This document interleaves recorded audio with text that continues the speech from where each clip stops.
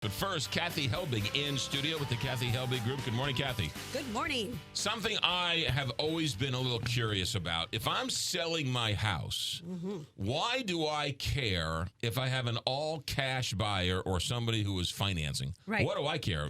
I get the money no matter what. Exactly. But it's funny. So there's a lot of answers around that. But it's funny because a lot of buyers come to the table going, "Hey, I'm cash, so I'm gonna get a phenomenal deal because I'm a cash buyer," and that is kind of a misnomer. Yeah. Because like you said, cash is cash to the seller.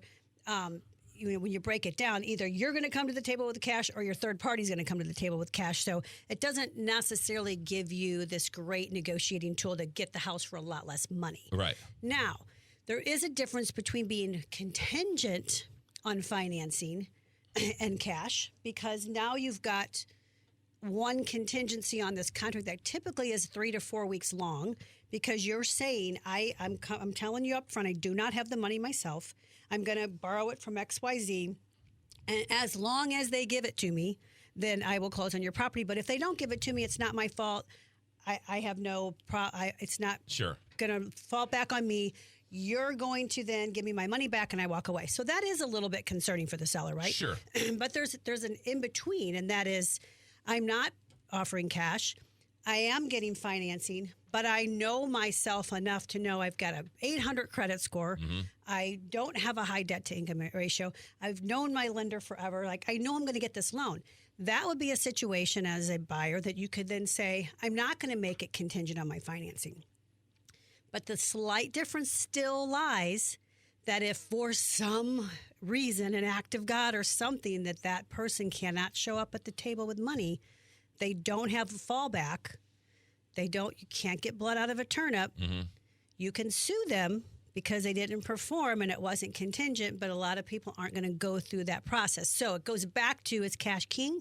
Yes. Okay, so there's one small valve to protect the non-cash buyer. Correct. But are there people who come in with a cash offer and then switch it to a finance offer? Yes, and I've had that happen before. You can do that. So the contract says it's not contingent upon financing, or it does say contingent upon financing, whatever. But the not contingent upon financing is not a box that says cash. It's just, is it contingent or is it not? Gotcha. And if it's the not, a lot of times the person assumes it's cash, not necessarily. It could be not contingent on financing.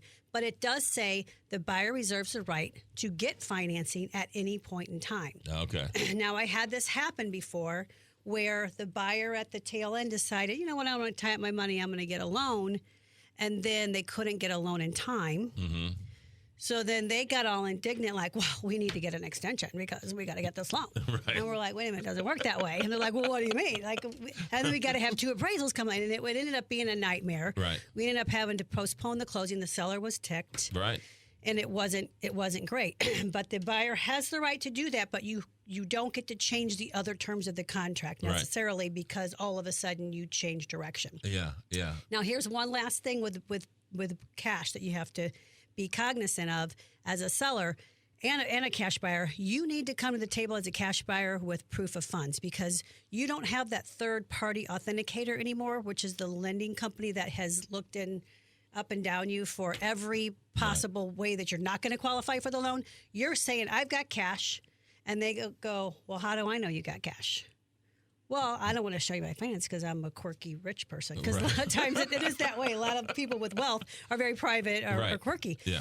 But you have to be able to show that there's at least enough funds that is liquid that you can pay for the cost of the house. So that is either a bank statement or something from a financial institution that says the deposits in here exceed, the price of the house. That needs to be done up front. Right. You have to provide that. So if you want to be all secretive and private, then don't come to the table with cash, because you have to provide that. And I can tell you some of my most crazy fraud situations in 26 years have almost always been around cash buyers. I believe it. Anybody bring just a suitcase full of cash to a closing? Not a suitcase, but I have had a backpack full of money for like earnest bag. money, or Really? trying to do something like that. Yeah. Oh, wow. Interesting. Yeah. You And should a write car book. deal. I had a guy show up with $70,000 in a bag and dump it on my thing to buy one of my cars one time. It was the craziest thing ever. You should I write a book. I feel like a drug dealer. You should write a book. Kathy Helbig. That's an unbelievable story. Totally. Market, what's the market doing? Yeah, so market is inching up slightly. We're up about 10% in inventory from last week. Still not anywhere where we should be for the spring market right now. Right. Rates, we keep hearing conflicting stories. Are they going to raise? Are they they're not all going to over the raise? place. All over the place, depending on what article you read. It's a different opinion. Fed does get together again next week. I think rates ticked down a little bit last week with the bank collapses. Right. But then they're hovering right around 7% right now. So, you know. Kathy Helbig, 314-276-SOLD. Don't do anything. If you're buying or selling, don't do anything till you check in with the gang. You know what? Let me give you another compliment here. When you and I have done a number of deals together. Yes. And every single time I've worked with you or Lori, I have felt like I was the only client you had. You are right now. No, I'm kidding. That is real.